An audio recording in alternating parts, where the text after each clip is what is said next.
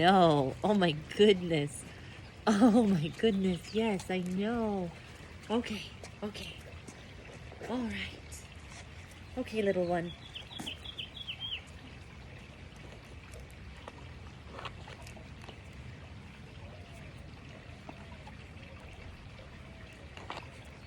Yes. Okay, so we're going to continue some of the touch targeting. Yes. Just making sure I can see me in there. Okay, cool. Now, the reason I'm going to do this, yes, is we have a few goals in mind with our touch targeting. We want it to be that we can use it, yes, for our Poochie Bells, for potty training, or our potty bells. And also, being that he is a little dog who's about to start experiencing the big world, I want us to perhaps use touch as a way to invite confrontation, or not necessarily confrontation, but help him feel comfortable being approached. He's so small that having somebody go, hi, and get up in his space bubble might make him really nervous, and it might turn us back into doing some of that, or might resort him into doing some of that submissive urination. So if we can get people used to presenting a hand casually, yes, and he proceeds to touch it or approach it, he's signaling to us he's ready to have some form of interaction. Now, on that note, if somebody puts their hand down and he doesn't investigate, yes, freely, we should be his advocate and say, hey, since he's in a socialization period and we're training, we would prefer if you don't pet him. Maybe toss him a treat, so take some fun treats on your outings. Now, again, in terms of the breakdown of how to advocate for your dog, you can make it a bit more simple. You can just say, oh, he's really shy and we're working to make sure he's confident around people. But this is a fun game to, yes, really let him have some voice, but also we can use this for future behaviors like recall or something to interrupt his attention if he's kind of stuck on something in the distance and we need him to come touch our hand. Yes, say for instance, he's eating. Bark. I know I'm getting a little wordy, a little rambly, so we'll get into the activity. Now for my warm-ups, touch. I'm on the ground with him because I'm relatively tall. So if I just start where I put my hand down, yes, he might be a little bit nervous. And I want to just start where it's really easy and it's not too confrontational or intimidating for him to do.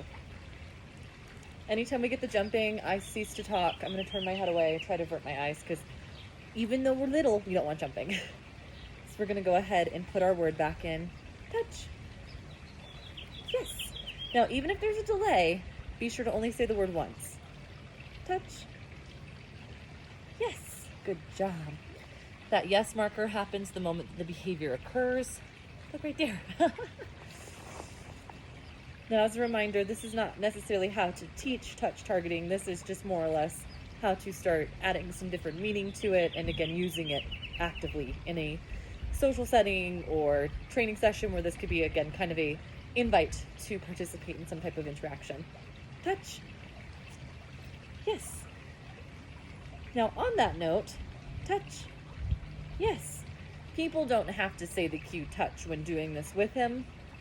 They might just put out their hand. Yes. And when he does that, boop, there's some invite to maybe pet a little bit more. So he's comfortable here. If he'd started backing off or wanting space, I would back off as well.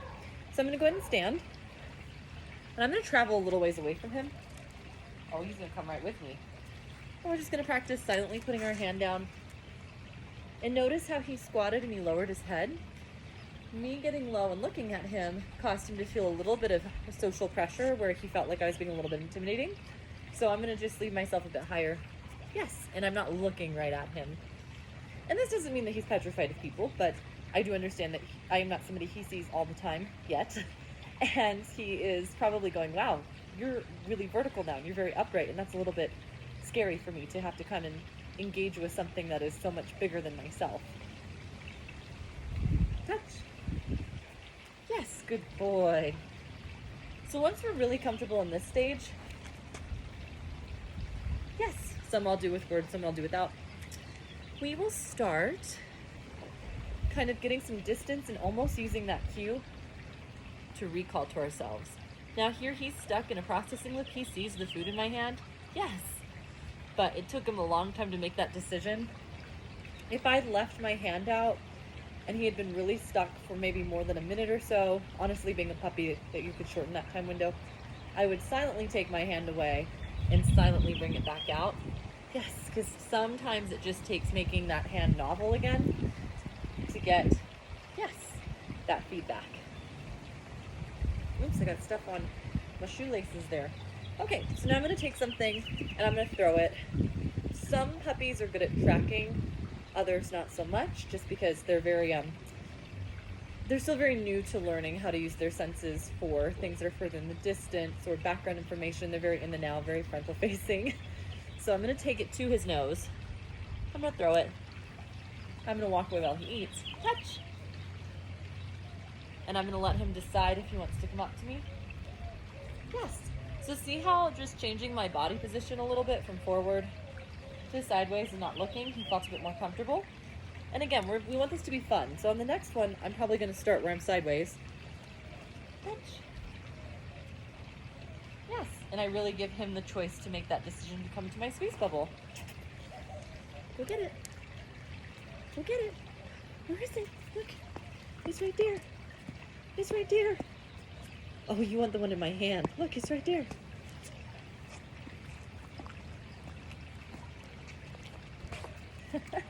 Touch. Yes, good puppy. Oh, what a good boy. Gonna give him a little bit of a break, just so that way he keeps on a positive, but that's just a first initial walkthrough of some of our work today. Oh.